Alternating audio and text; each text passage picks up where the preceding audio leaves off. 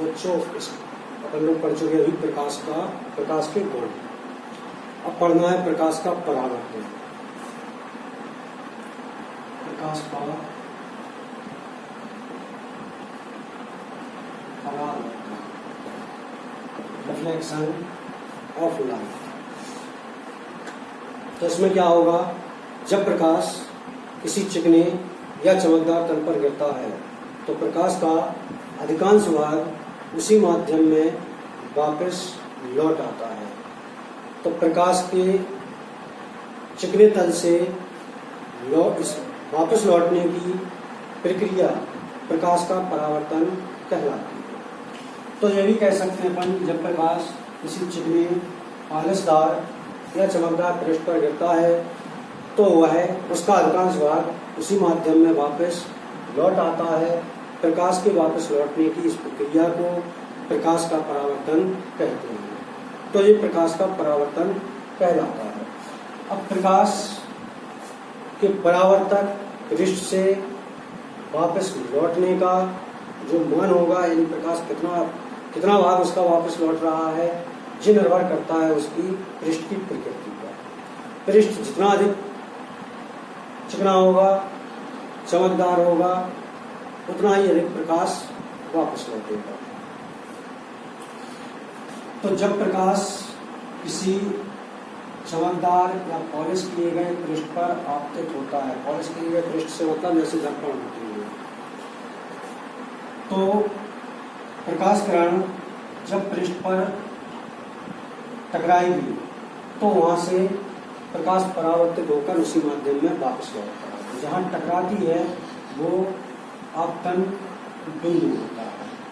तो जहां प्रकाश आपतित होगी ये कहलाएगा आपतन बिंदु, और जो प्रकाश किरण आपतित होती है उसे कहते हैं आपतित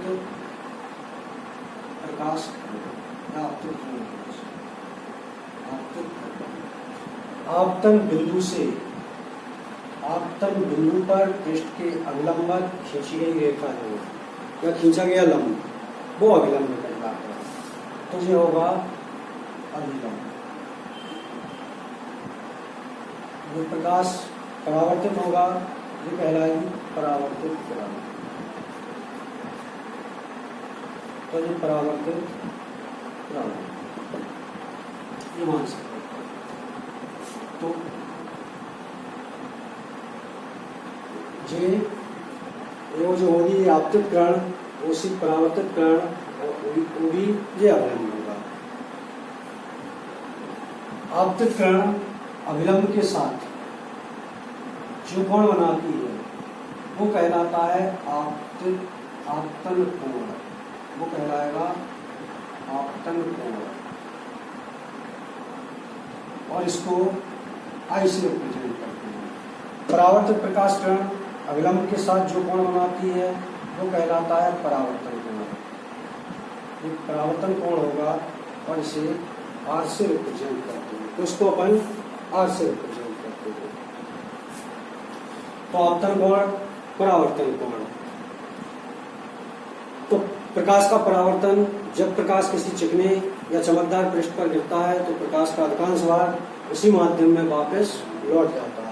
तो इस प्रक्रिया को प्रकाश का परावर्तन कहते हैं। जो प्रकाश किरण ये होता है परावर्तक पृष्ठ, ये कहलाता है परावर्तक पृष्ठ। तो जब प्रकाश किसी परावर्तक पृष्ठ पर गिरेगी तो आपतित होने वाली जो किरण होती है वो कहलाती है आपतित किरण। जिस बिंदु पर आप गिरेगी वो आपतन बिंदु, और प्रकाश का जो परावर्तन होगा वो प्रकाश की परावर्तित किरण आपतन बिंदु पर पृष्ठ के अभिलंब खींची गई रेखा वो अभिलंब होती है। तो इसके प्रकाश के परावर्तन को समझाने के लिए दो नियम प्रतिपादित किए गए जिन्हें कहते हैं परावर्तन के नियम। तो परावर्तन के नियम, तो पहला नियम था आपतित किरण, परावर्तित किरण तथा आपतन बिंदु पर अभिलंब एक ही तल में स्थित होते हैं। तो ये सभी एक ही तल में स्थित होते हैं, तो सब एक तल में स्थित हैं। तो आपतित किरण, परावर्तित किरण, आपतन बिंदु पर अभिलंब एक ही तल में स्थित होते हैं। दूसरा, दूसरा था आपतन कोण सदैव परावर्तन कोण के बराबर होता है। तो आपतन कोण सदैव परावर्तन कोण के बराबर होता है, चाहे परावर्तक पृष्ठ की प्रकृति कुछ भी हो, चाहे परावर्तक पृष्ठ समतल हो या गोलीय हो। तो आपतन कोण परावर्तन कोण के बराबर होगा। तो ये प्रकाश का परावर्तन और प्रकाश के परावर्तन के नियम हैं, इन नियमों को याद करना। इससे आगे पढ़ेंगे अपन अब कल गोलीय दर्पण। तो गोलीय दर्पण को मैं कल समझाऊंगा और उनसे बनने वाले प्रतिबिंब